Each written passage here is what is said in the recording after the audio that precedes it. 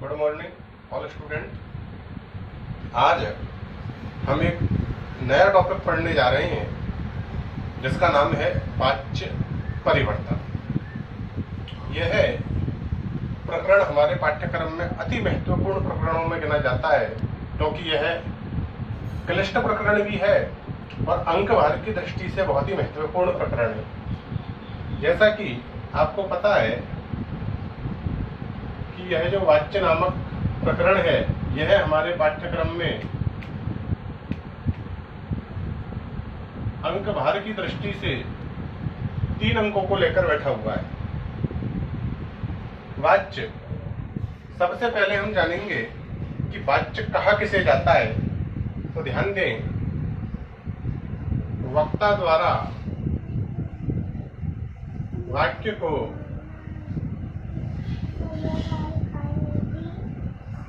प्रस्तुत करने का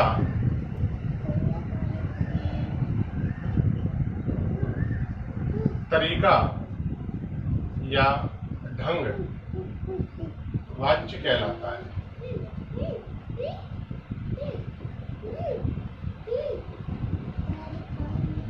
यहाँ हमें इसे जानना परम आवश्यक है कि वक्ता द्वारा वाक्य को प्रस्तुत करने का तरीका या ढंग वाच्य कहला रहा है। अर्थात केवल तरीके में परिवर्तन होना चाहिए, उसके मूल जो अंश हैं, मूल जो अर्थ है, अन्य किसी भी प्रकार से शब्द के अंतर्गत कोई परिवर्तन नहीं होना चाहिए। अर्थात भाव यथावत रहना चाहिए। जैसे कि यदि मैं कहूं पापा जयपुर जा रहे हैं, वाक्य को पुनः सुने, पापा जयपुर जा रहे हैं। और इसी बात को अगर ये कह दिया जाए कि पापा के द्वारा जयपुर जाया जा रहा है, तो प्रथम वाक्य और द्वितीय वाक्य, प्रथम वाक्य क्या था? पापा जयपुर जा रहे हैं। जाने वाले कौन? पापा। कहाँ? जयपुर। क्रिया जाने। और दूसरे वाक्य में पापा के द्वारा, तो जाने वाला कौन? पापा। कहाँ पर? वही जयपुर। और क्रिया वही जाने की। तो केवल तरीका या ढंग परिवर्तित होना चाहिए, अर्थात भाव में किसी प्रकार का परिवर्तन नहीं होना चाहिए। उसे हम क्या कहेंगे? वाच्य कहेंगे। अब हम वाच्य के भेद देखेंगे कि जो वाच्य के जो भेद होते हैं वो वाच्य के भेद 3 होते हैं। पहला जो वाच्य होता है वो होता है कर्तृवाच्य, दूसरा है कर्मवाच्य, तीसरा है भाववाच्य। प्रथम वाक्य कर्तृवाच्य, द्वितीय वाच्य कर्मवाच्य और तृतीय वाच्य भाववाच्य। जैसा कि नाम से प्रतीत हो रहा है, कर्तृ अर्थात कर्ता, कर्म अर्थात कर्म और भाव अर्थात भाव अथवा क्रिया। ऐसा वाच्य जिसमें कर्ता की प्रधानता हो, कर्तृवाच्य। ऐसा वाच्य जिसमें कर्म की प्रधानता हो, कर्मवाच्य। और ऐसा वाच्य जिसमें भाव अर्थात क्रिया की प्रधानता हो, भाववाच्य कहलाता है। ये जो वाच्य होते हैं, इन वाच्यों का हम परस्पर परिवर्तन 4 प्रकार से करते हैं, क्योंकि वह आपको पेपर में किसी भी प्रकार से इस बात को नहीं देगा कि कर्तृवाच्य का वाक्य दिया हुआ है, उसे आपको कर्म अथवा भाव में बदलना है, या भाव का दिया गया सेंटेंस है और ये आपको कर्तरी में ले जाना है, या कर्म का सेंटेंस आपको कर्तरी में ले जाना है। ऐसा कोई निर्देश नहीं देगा। वह आपको केवल एक वाक्य देगा और ऊपर हेडिंग होगी अधोलिखितानां वाक्यानां वाच्य परिवर्तनम कुरु। तब आपको केवल वाच्य परिवर्तन करना है, लेकिन डिसाइड यहां से करना है कि कौन सा वाक्य किस वाच्य में जाएगा। तो पहले नंबर वाच्यों का आपसी परिवर्तन हम 4 प्रकार से करते हैं। पहला है कर्तृवाच्य से कर्मवाच्य, दूसरा है कर्तृवाच्य से भाववाच्य, तीसरा है कर्मवाच्य से कर्तृवाच्य, और चौथा है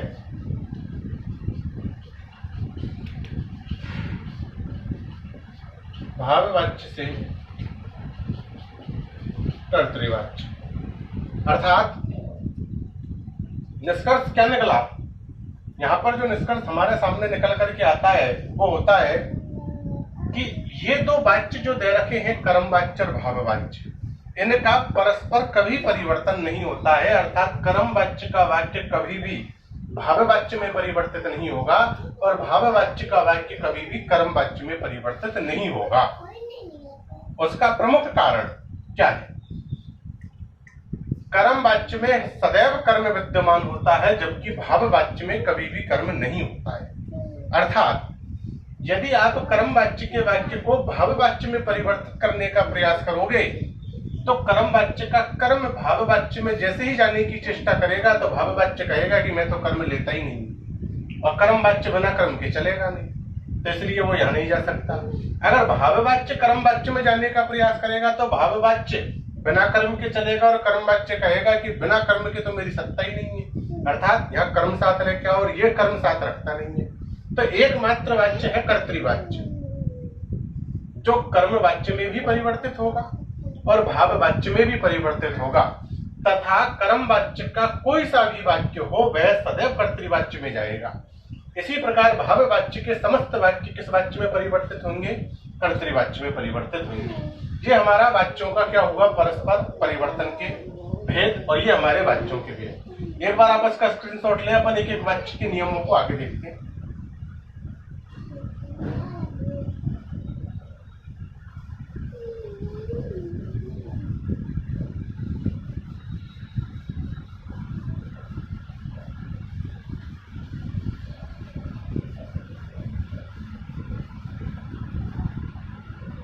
देखो, सबसे पहला जो वाच्य है वो है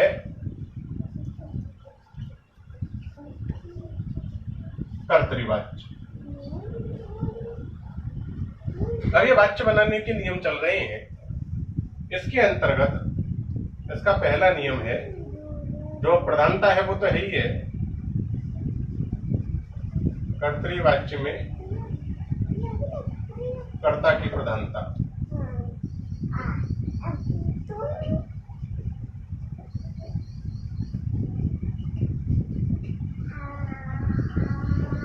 कर्तृवाच्य में प्रधानता किसकी होगी? कर्ता। दूसरा, कर्तृवाच्य के कर्ता में प्रथमा विभक्ति का प्रयोग। कर्तृवाच्य के कर्ता में किस विभक्ति का प्रयोग? प्रथमा विभक्ति का। तीसरा, कर्तृवाच्य के कर्म में द्वितीया विभक्ति का प्रयोग।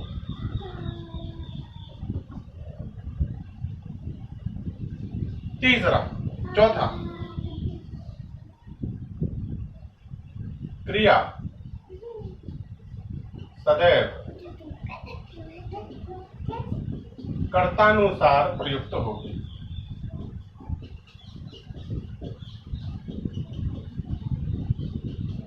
क्रिया किसके अनुसार प्रयुक्त होगी? कर्ता के अनुसार प्रयुक्त होगी। ये हमारे किस वाच्य के नियम है? कर्तृवाच्य। हम जैसे हमारे नियम कंप्लीट होंगे एक एक उदाहरणों को देखेंगे। दूसरा है हमारा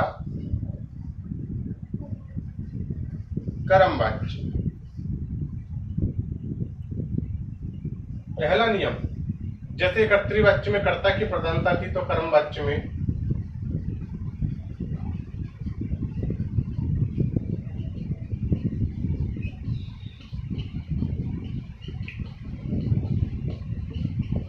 कर्म की प्रधानता होती है।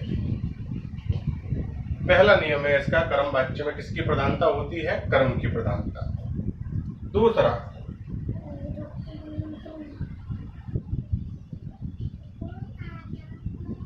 कर्म वाच्य में कर्ता में तृतीया विभक्ति का प्रयोग।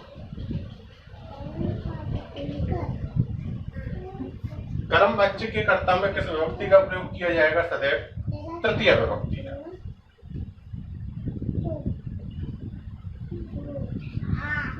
अगला नियम है तीसरा, कर्म वाच्य के कर्म में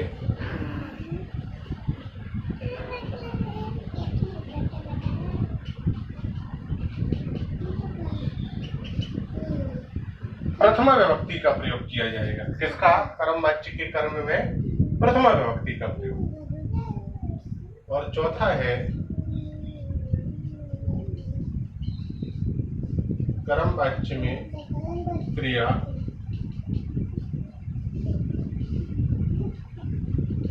कर्मानुसार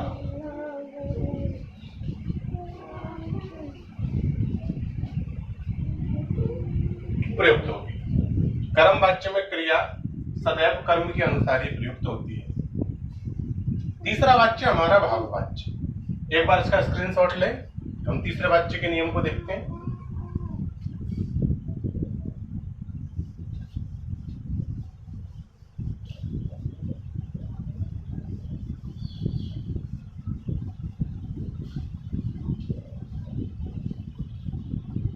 देखें, तीसरा है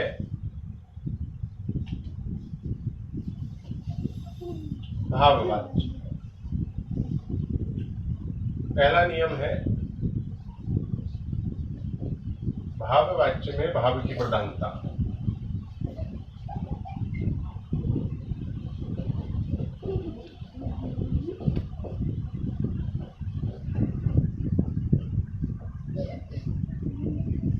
भाववाच्य में प्रधानता किसकी होती है? भाव की। दूसरा,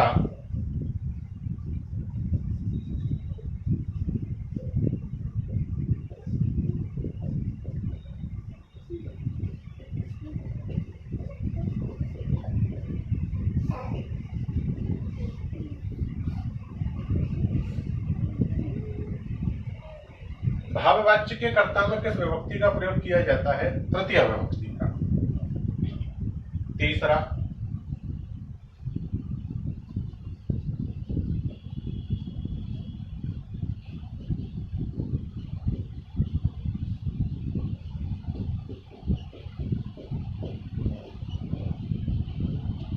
भाववाच्य में कर्म नहीं होता है। याद रहे, ये नोट है आपके लिए। भाववाच्य में किसका प्रयोग नहीं होता है? कर्म का प्रयोग नहीं होता है। चौथा,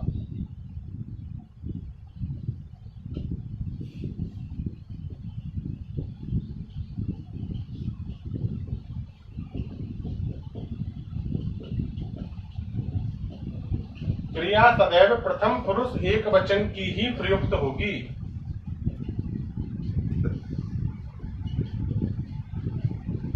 चाहे कर्ता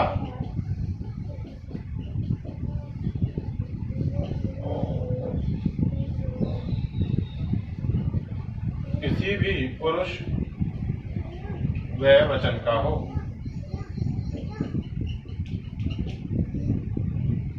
अर्थात जिस क्रिया का प्रयोग आप करने जा रहे हो वो क्रिया फिक्स हो गई। यहाँ पर प्रथम पुरुष एक वचन की ही क्रिया प्रयुक्त होगी, चाहे कर्ता किसी भी पुरुष में वचन का हो। ये आपके वाच्य परिवर्तन के तीनों वाच्यों के नियम है। लेकिन इसके अलावा एक नियम क्रियापद बनाने का और चलता है, क्योंकि बिना उसके हम हमारे कार्य को आगे नहीं बढ़ा सकते। लेकिन वह जो क्रियापद बनाने का आपको नियम बताया जाएगा, याद रहे कि वह नियम आपको केवल कर्मवाच्य और भाववाच्य में जब आप परिवर्तन करो कर्तृवाच्य के वाक्य को, तभी वह नियम लगेगा, अन्यथा नहीं लगेगा। तो एक बार हम उस नियम को और देखते हैं, उसके बाद फिर हम एक एक उदाहरणों को एक एक नियम के आधार पर देखेंगे। देखें, इसका स्क्रीनशॉट लें एक बार।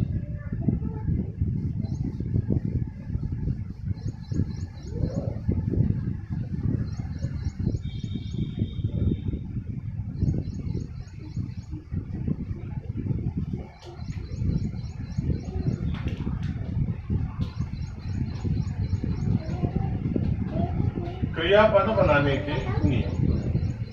यदि हम क्रियापद बनाने के नियमों के ऊपर चर्चा करें, वो भी किस वाच्य में? ये जो नियम आपको बतलाया जा रहा है, ये कर्मवाच्य प्लस भाववाच्य में ही नियम लगेगा। अर्थात कर्तृवाच्य का कोई भी वाक्य जब कभी कर्मवाच्य या भाववाच्य में आप परिवर्तित करोगे तो आपको इस नियम को लगाना पड़ेगा। याद रहे, मूल धातु, सबसे पहले आपको जो क्रिया दे रखी है उस क्रिया की मूल धातु देखनी है। जैसे क्रिया गच्छति, हसति, पठति, सेवते,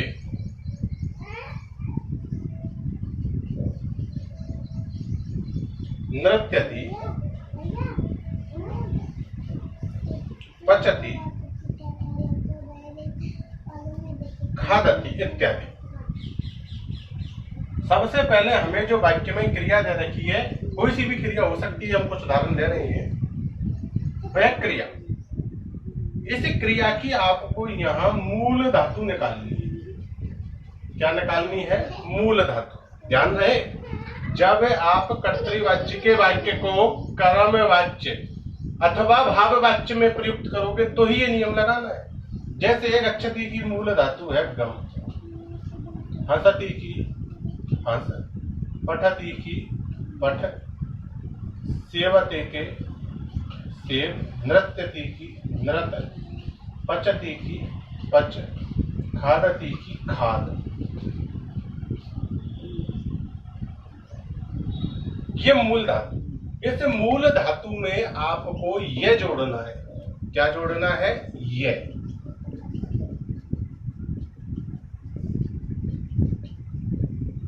और यह जोड़ करके और निर्मित बनने वाला जो पद है वह आपको बनाना है इस प्रकार से। जैसे गम्य,